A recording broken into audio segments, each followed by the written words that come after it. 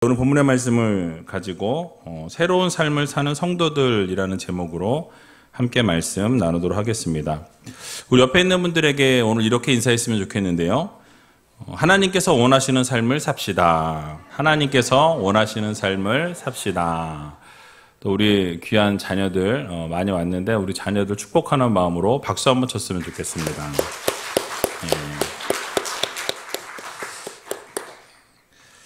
이 자녀들이 이렇게 교회 나오고 특별히 수요 예배, 금요 성령 집회에 나온다는 것은 쉬운 일이 아닙니다. 늘 말씀드리지만 정말 시간을 쪼개서 나와서 예배 드리는 그 아이들의 마음을 여러분들이 꼭 읽어주시고 칭찬해 주시고 격려해 주시면 너무너무 좋겠습니다. 한 주간 동안 잘 지내셨습니까? 날씨가 이제 많이 따뜻해진 것 같아요. 매번 춥다 그랬는데 일기예보를 보니까 내일 새벽에 영하 한 5도까지만 내려가고 이제 그 이후에는 완연한 봄이 찾아올 것 같습니다. 지난 수요일 엊그제부터 봄철 가정별 대신방이 이루어지고 있는데요. 여러분, 이 대신방을 통해서 코로나로 인해서 떠났던 분들이 좀 돌아오는 시간들이 되었으면 좋겠어요. 그리고 믿음이 좀 이렇게 뭐라 그럴까요? 쉬고 있는 분들, 자빠져 있는 분들, 일어나는 계기가 되었으면 좋겠습니다. 그래서 이번 대신방을 통해서 여러분들의 기도 제목을 함께 나누고 또 말씀이 가정마다 선포되어질 때 그 말씀이 말씀 그대로 이루어지는 놀라운 역사와 기적을 맛보는 귀한 우리제일교회 모든 성도님들이 다 되시기 바랍니다. 자, 오늘은 에베소서 말씀을 나누려고 하는데요. 이 에베소서 4장 17절에서 5장 20절 말씀까지의 내용을 보면 이 새 사람이 된, 이제 새 사람을 입으라라는 그런 내용들이 담겨 있는데요. 그 새 사람이 된 그리스도인들이 이제 그런 바른 삶을 어떻게 살아가야 하느냐, 어떤 삶이 정말 바른 삶이냐, 하나님이 기뻐하시는 성도의 삶이냐라는 이 교훈의 내용이 담겨져 있습니다. 특별히 오늘 본문에는 이웃에 대해서 악덕을 행하지 말아라, 악덕을 행하는 것에 대해서 경계의 메시지를 주고 있고요. 또 이웃에 대해서 그러면 적극적으로 어떻게 덕을 베풀어야 하는지에 대한 부분들이 기록되어져 있는 본문입니다. 자, 그러면 한 절씩 좀 살펴보려고 하는데요. 25절 말씀 우리 같이 한번 더 읽어보도록 하겠습니다. 그런즉 거짓을 버리고 각각 그 이웃으로 더불어 참된 것을 말하라. 이는 우리가 서로 지체가 됨이니라. 아멘. 자, 새 사람을 입은 사람이라면, 우리가 이제 옛사람을 벗어버리고 새 사람을 입은 사람이라면 어떻게 해야 된다고 말씀하죠? 거짓을 어떻게 해라? 버려라. 가지고 있는 거짓을 이제는 버리고 어떻게 해라? 참된 것을 말하라. 거짓을 말하지 말고 이제는 너희가 말을 할 때 이 거짓이 아닌 참된 것, 진짜를 말하라는 거죠. 사실 여러분, 바울은 에베소 교인들이 이 하나가 되기를 원했습니다. 이렇게 흩어져 있고 함께 나아가야 되는데 함께 나아가지 못하는 모습을 바라보면서 하나 되기를 원했다라는 거예요. 함께 연합하고 새로운 삶을 살아가기 위해서는 그들 가운데 무엇이 있어야 되느냐? 거짓이 없어야 된다라는 거예요. 그러니까 너희들 공동체 안에 거짓이 있다면 이 거짓 때문에 연합되지 못한다. 하나 되기가 어렵다. 그렇기 때문에 진실하게 말하고 거짓을 말하지 말아라 라고 이렇게 권고하고 있는 것이죠. 즉, 옛사람을 벗어버리기 위해서는 이 구습을 쫓는 옛사람을 벗어버려야 되고, 그리고 이제는 진실한 삶, 그리고 거룩한 삶, 그리고 거짓을 다 내어버리는 삶을 살아가야 한다라고 우리들에게 말씀해 주고 있는 것입니다. 여러분, 정말로 이 세상을 살아가면서 여러분들의 삶의 그 모습을 뒤돌아 보시면 좋을 것 같아요. 여러분들의 삶을 돌아볼 때 얼마나 내가 진실되게 살았는가, 혹시 거짓된 삶을 살고 있지는 않았는가를 한번 돌아보셨으면 좋겠습니다. 그러니까 우리가 정말로 누군가와 연합하길 원한다면, 진정으로 하나 되기 원한다면 거짓된 사람, 거짓말을 하는 사람과 여러분 연합하고 싶으시겠냐라는 거예요. 어떠십니까? 우리 친구들 중에, 우리 중고등부, 유초등부 친구들 중에 거짓말하는 친구 좋아요, 싫어요? 대답이 없어. 싫잖아요, 그죠? 솔직히, 그죠? 안 좋아. 그러니까 거짓이 없는 진실을 말하게 될 때 하나가 될 수 있는 거예요. 그러니까 거짓이 있는 사람은 얘기할 때 그때는 뭐 진실한 것 같은데 나중에 보니까 막 다 거짓인 거예요. 껍데기에. 그러니까 거짓이 우리 관계 가운데 이렇게 딱 껴 있으면 사실 이게 진정한 관계로 거듭나기가 어렵다라는 거예요. 그렇죠? 여러분 경험해 보셨잖아요.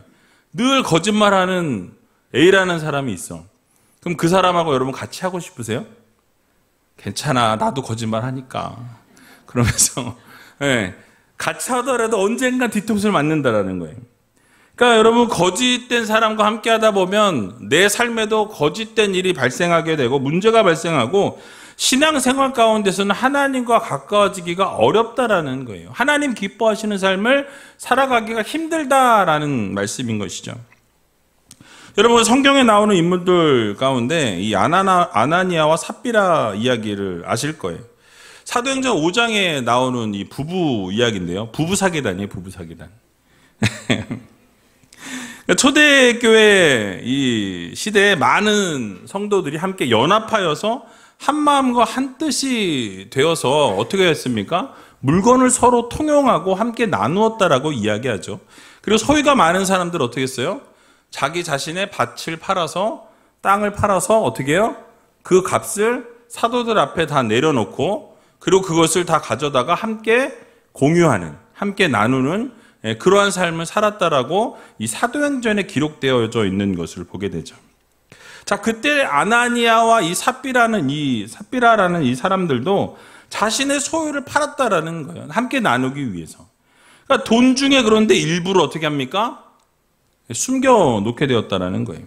그리고 나머지를 어떻게 합니까? 사도들에게 바쳤다. 사도들 발 앞에 두었다라고 말씀하죠. 자, 그러자 베드로가 어떻게 합니까? 아나니아를 책망하게 됩니다. 어째서 사단이 내 마음 가운데 가득해서 성령을 속이면서 그 땅값을 감추었느냐라고 아주 크게 책망하는 것을 우리는 보게 되죠.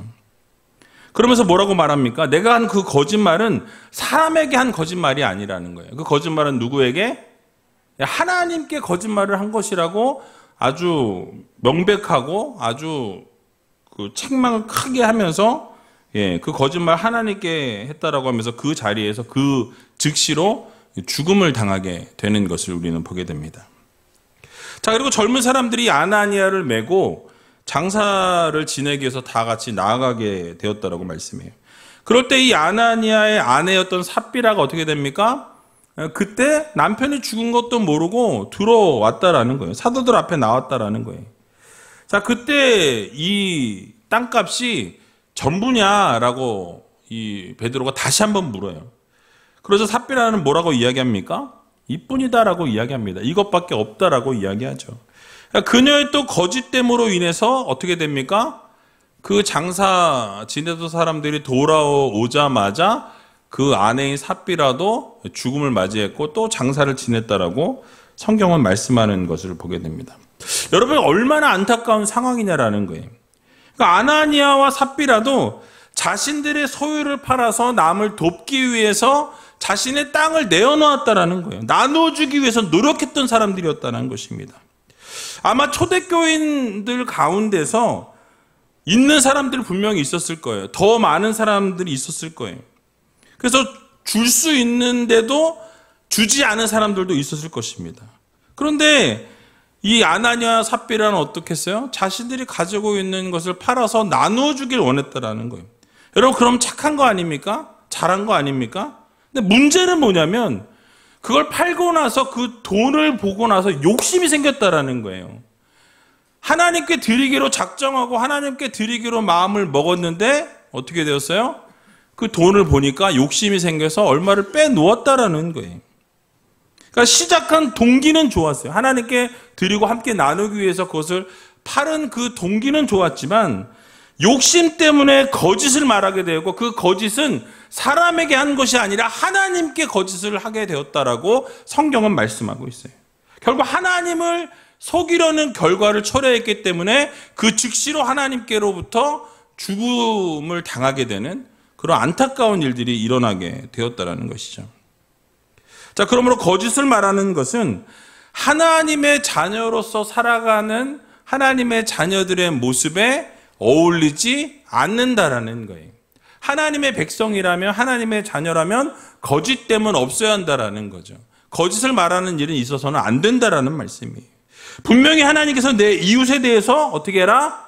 거짓 증거하지 말라. 이 십계명 아닙니까? 그러므로 이 세상 살아가는 동안 하나님께서 기뻐하시는 성도의 삶을 여러분들이 살아가기 원하신다면 어떻게 살아가셔야 돼요? 거짓 없는 진실한 삶을 살아가는 성도님들이 다 되시기 바랍니다. 거짓을 버리고 참된 것을 말하고 하나님이 기뻐하시는 아름다운 삶을 살아갈 수 있는 귀한 우이제일교회 모든 성도님들이 다 되시길 주님의 이름으로 간절히 축원드립니다. 자, 두 번째로 우리에게 주시는 교훈은 이 분노로 인한 죄를 짓지 말라라고 우리들에게 교훈해주고 계신 것을 우리는 보게 되죠. 우리 26절에서 27절의 말씀을 기침이 이렇게 나왔네요. 죄송합니다. 같이 한번 읽어보도록 하겠습니다. 분을 내어도 죄를 짓지 말며 해가 지도록 분을 품지 말고 마귀로 틈을 타지 못하게 하라. 아멘. 자, 여러분, 수많은 기독교인들이 죄를 짓게 되는 그 원인 가운데 하나가 무엇이냐면 분노예요. 분노. 요즘에 분노 조절 장애가 너무 많이 있죠. 그래서 여러분 어떻습니까? 화가 나면 막 찌르고, 화가 나면 죽이고, 그냥 죽이는 게 아니라 막 때려 죽이고, 막 있을 수 없는 일들이 너무 많이 일어나는 것을 우리는 보게 되죠. 그러니까 여러분, 이 분노를 하게 되면 이 분노가 어디로 연결되냐면 죄로 연결된다라고 성경은 말씀합니다. 그리고 죄를 짓게 되면 어떻게 되죠? 마귀로 틈을 타게 되는, 틈을 주게 되는 그런 상황이 벌어진다라는 거예요. 그러니까 공격할 수 있는 기회가 마귀에게 주어진다라는 사실이에요. 그렇기 때문에 우리는 어떻게 해야 됩니까? 분노를 잘 조절해야 한다라는 거예요. 그래서 우리가 혹시라도 분노를 조절하지 못하여서 화를 냈어요. 화낼 수 있잖아요. 그죠? 누구나 화를 낼 수 있어요. 그런데 그 화를 냈을지라도 그 화를 냈다면 어떻게 해야 된다? 해가 지기 전에 풀어야 된다는 거예요. 그러니까 화를 냈을지라도 해가 지도록 분을 품지 말라라고 성경은 말씀한다는 거예요. 이유가 무엇입니까? 그냥 내버려 두면 어떻게 되어진다? 예, 사단으로부터 공격의 대상이 된다는 거예요. 틈을 준 거기 때문에 그 틈을 타고 우리를 공격하게 된다라고 성경은 명백하게 말씀해 주고 있는 것을 우리는 보게 됩니다. 여러분, 저도 목사입니다. 근데 분노할 때가 있을까요, 없을까요? 있어요. 뭐 목사라고 분노 안 하나요? 분노하죠. 불의를 보았을 때 분노하고요. 특별히 이제 제가 제일 분노할 때가 언제냐면 운전할 때. 운전할 때 상식 밖에 운전을 하는 사람들. 뒤로 끼면 되는데 꼭 앞으로 껴요. 그리고 막 칼치기 하는 사람들 보면 막 나도 할 줄 아는데 안 하는 것 뿐인데 막 운전 막 하면 막 성질이 탁 올라오면서 저걸 어떻게 할까? 받을까? 막. 그러니까 이렇게 분노를 하게 된다라는 거예요. 그 화를 내는 저를 발견하게 됩니다. 제가 우리 아이들 어렸을 때, 지금은 이제 뭐 고3, 중3, 뭐 중2 이런데, 어렸을 때 아이들이 참 이쁘고 귀여웠어요. 물론 지금도 귀엽죠. 근데 아이들을 향해서 화가 날 때가 있어요. 뭐 말을 안 들었거나 하지 말라는 거 했거나 하라는 거 안 했거나, 그렇죠? 뭐 이렇게 화가 나잖아요. 분노를 하게 되죠. 화를 냈던 일들이 있어요. 근데 시간이 지나면서 이렇게 그 분노했던 시간들을 생각해 보면, 그때 내가 왜 그랬을까? 그리고 그 시간 때문에 아이들은 상처를 받았을 것이고, 저는 그거로 인해서 사단에게 어떻게 해요?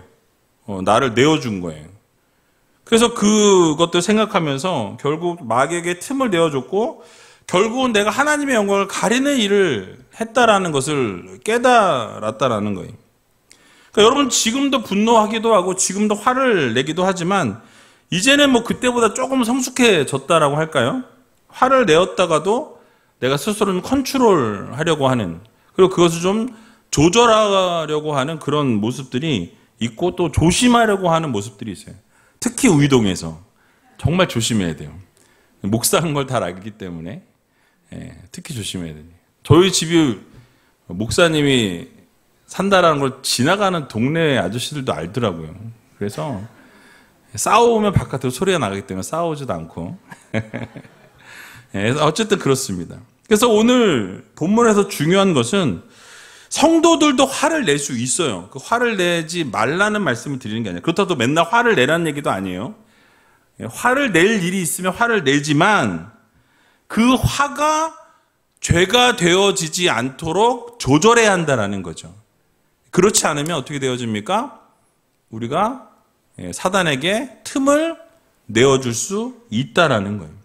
그러니까 우리가 분노를 조절하지 못하게 되면 그것이 죄가 될 수 있고 그 죄로 인해서 어떻게 되어집니까? 하나님과 멀어지는 그런 계기가 되어질 수 있다라는 사실이. 여러분 잘 아시는 것처럼 창세기 4장에 보면 가인과 아벨의 이야기가 나옵니다. 그러니까 아담이 에덴 동산에서 쫓겨난 이후에 어떻게 되었습니까? 이 가인과 아벨을 낳았다라고 성경은 말씀하고 있어요. 그런데 여러분 아시는 것처럼 가인은 뭐 하는 사람이었어요? 농사 짓는 사람이었고 아벨은 목자였다라고 이야기하죠. 양을 치는 사람이었어요. 그러니까 양 치는 사람과 농사 짓는 사람이 어떻게 했습니까? 하나님 앞에 예배를 드렸다라는 거예요. 자신들이 가지고 있는 물건을 가지고 하나님 앞에 제사를 드리게 됩니다. 그런데 하나님이 어떻게 하셨어요? 가인의 예배는 받지 않으시고 아벨의 예배를 받으시는 것을 우리는 보게 되는 것이죠. 자, 그런데 하나님께서 이 아벨의 제물을 받으시면서 가인에게 뭐라고 말씀하시냐면 내 앞에 죄가 웅크리고 있다라고 이야기하세요. 내 앞에 죄가 웅크리고 있으니 그 죄를 다스려라 라고 명령하십니다. 그 말은 무엇입니까? 네가 앞으로 이제 죄를 지을 거를 하나님이 아시고 미리 아시고 경고의 메시지를 주신 거예요.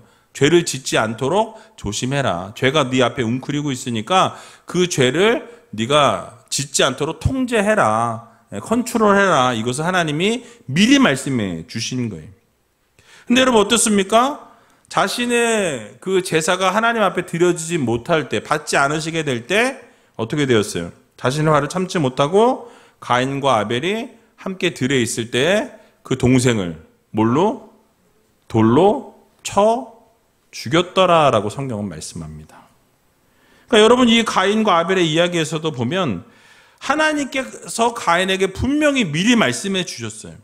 그러니까 자신의 분노를 다스리지 못하면 죄가 너의 문 앞에 엎드려지게 될 것이더라고. 그러니까 결국 그 죄가 너를 삼키게 될 것이라는 경고의 메시지를 명확하게 주시는 것을 우리는 보게 됩니다. 그래서 분노를 다스리고 죄를 다스리라고 명확하게 경고하시고 말씀하셨지만 어떻게 되어집니까? 가인은 하나님의 말씀을 듣지 않았다라는 거예요. 분노를 삭히지 못하고 그 분노를 분출하게 될 때 사람을 죽이는 죄를 저지르게 되었다라는 사실이. 여러분 이게 바로 사단의 전략입니다. 마귀들의 전략이에요. 여러분 사단은 우리가 하나님의 자녀로 살아가는 것을 언제나 방해합니다. 하나님의 백성으로 살기 위해서 몸부림치고 있는 우리들에게 어떻게 해요? 자꾸 틈을 공격하고 어떻게든 하나님과 동떨어진 삶을 살아가게 한다라는 거예요. 그래서 하나님의 자녀로 살아가는 것을 싫어한다라는 거죠. 언제든지 우는 사자같이 산길 두루 다니며 삼킬 자를 찾는다라고 성경은 말씀합니다. 그러니까 분노를 참지 못하고 자신을 삼켜버리도록 그렇게 어떻게 해요? 이끌어간다라는 거예요. 그러므로 여러분 우리는 이 죄에 대해서 거룩한 분노가 있을지라도 그 분노가 일어날지라도 우리의 분노를 어떻게 해야 된다? 잘 다스리고 그 분노를 조절해야 한다라는 것을 우리들에게 말씀해 주고 있어요. 여러분 특별히 우리 다음 세대 자녀들에게 말씀드립니다. 여러분 분노를 잘 조절하셔야 돼요. 요즘 분노 조절 장애가 뭐 보면 되게 문제가 큰데 그게 뭐 아무 일도 일어나지 않을 것 같지만 그것으로 인해서 나중에 결국 그 죄가 나를 삼키게 되는 일이 발생할 수 있다라는 거예요.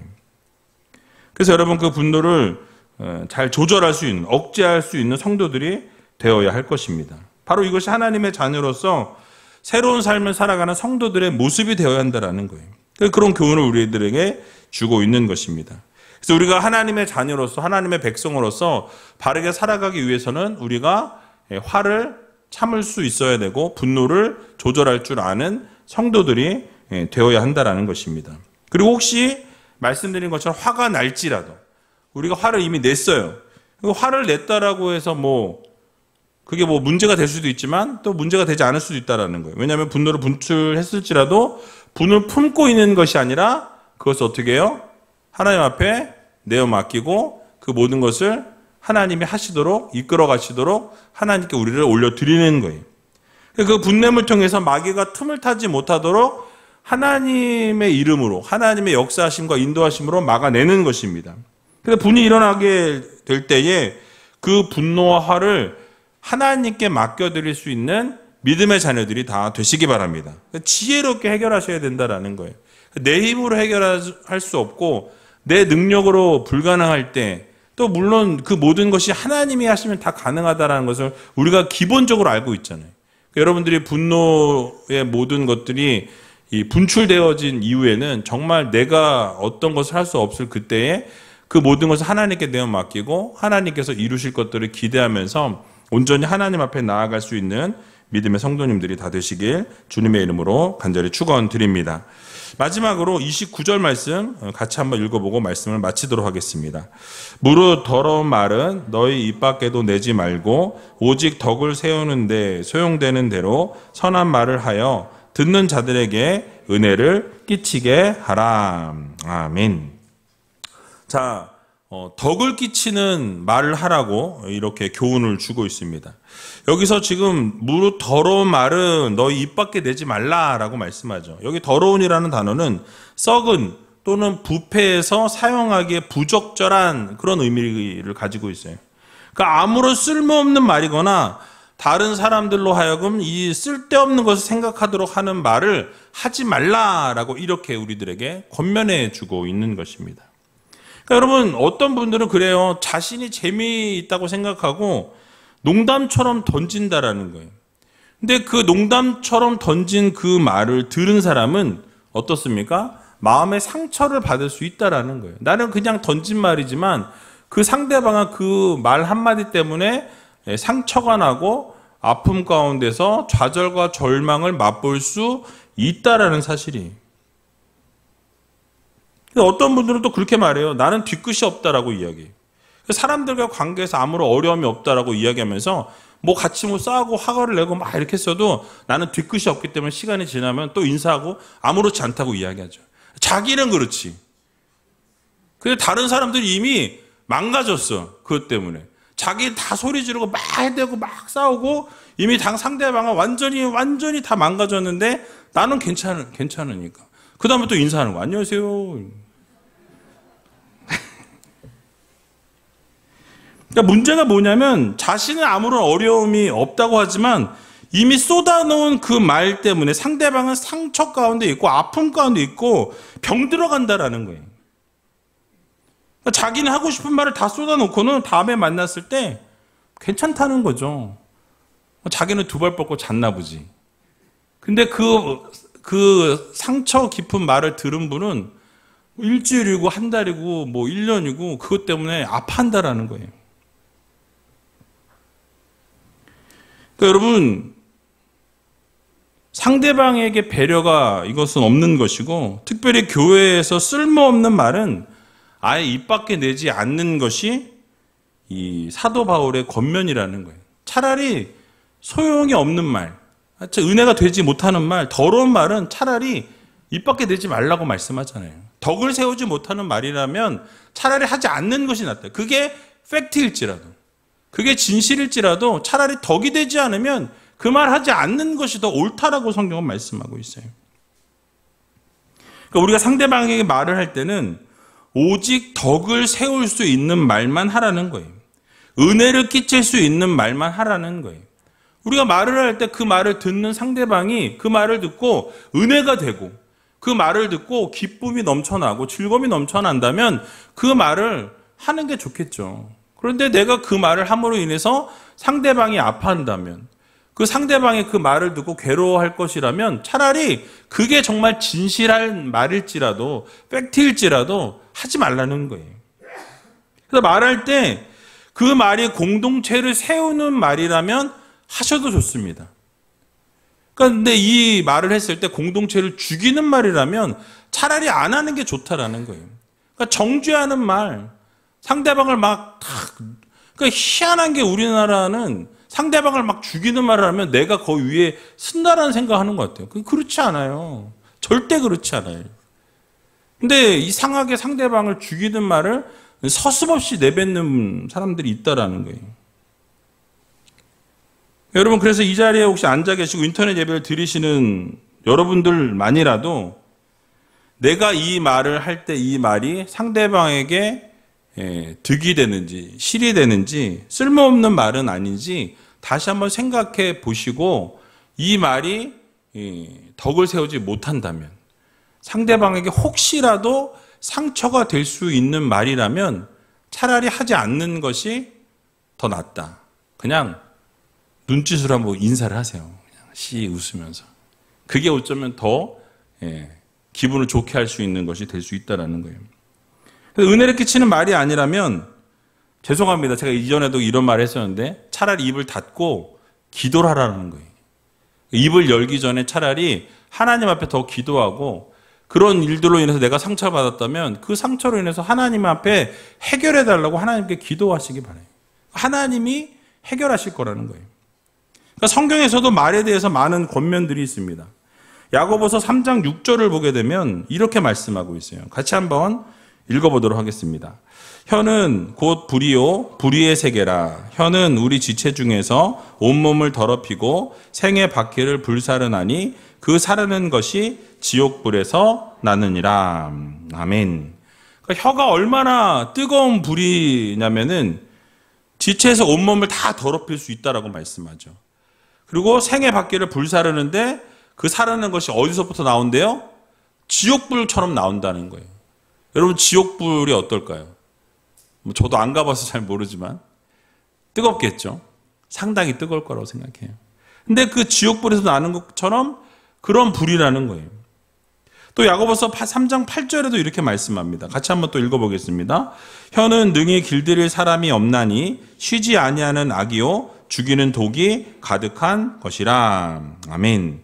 그러니까 이 혀를 제어할 수 있는 사람이 없다라는 거예요. 길들일 사람이 없다라는 거예요. 악이고 죽이는 독이 가득한 혀라고 말씀합니다. 그러니까 이게 잘못 놀리면 어떻게 해요? 문제를 발생시킨다라는 거예요. 그러니까 지옥불과 같다라는 거예요. 더럽힐 수 있다라는 거예요. 길들여지지 않는다라는 거예요. 끊임없이 악이 나오고 독이 가득한 것이 우리의 혀가 될 수 있다라고 말씀합니다. 그렇기 때문에 우리 성도들은 어떻게 된다라는 거예요? 그 혀를 잘 다스리고 제어할 수 있는 성도들이 되어야 한다라는 말씀이에요.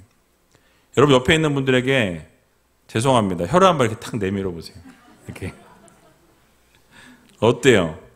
그 신체 일부 중에 혀는 몇 퍼센트나 됩니까? 여러분 몸의 크기에.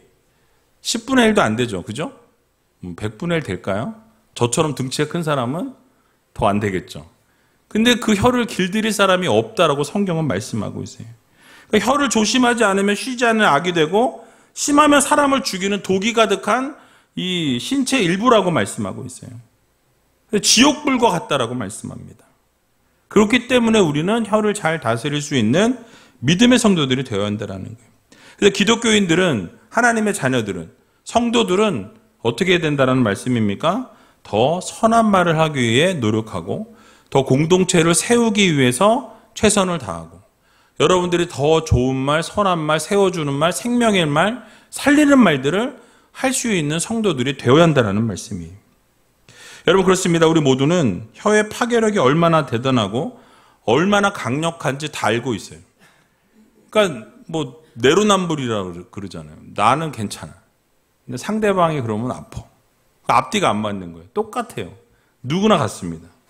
그래서 얼마나 이 죽이는 말이 마음을 아프게 하고 상처를 내는지를 우리가 생각하면서 꼭 남에게 필요한 말 할 수 있는, 남을 세워주고 격려하는 말에 최선을 다할 수 있는 믿음의 성도님들이 되시기 바랍니다. 그래서 혹시라도 남을 죽이는 말이나 상처를 내는 말이라면 입 밖에도 내지 말고 오직 선한 말을 함을 통해서 은혜를 끼치고 사람을 살리고 사람을 세울 수 있는 귀한 의지엘교회 모든 성도님들이 다 되시기 바랍니다. 그럴 때 하나님이 기뻐하시는 삶을 우리가 살게 되는 거예요. 그래서 성도로서 살아가게 되는 것입니다. 그리고 하나님이 기뻐하시는 공동체를 세워나가는 의지엘교회가 될 수 있다는 것을 기억하시고 날마다 하나님의 뜻대로 하나님의 말씀대로 순종하며 살아가는 저와 여러분들이 다 되시길 주님의 이름으로 간절히 축원드립니다.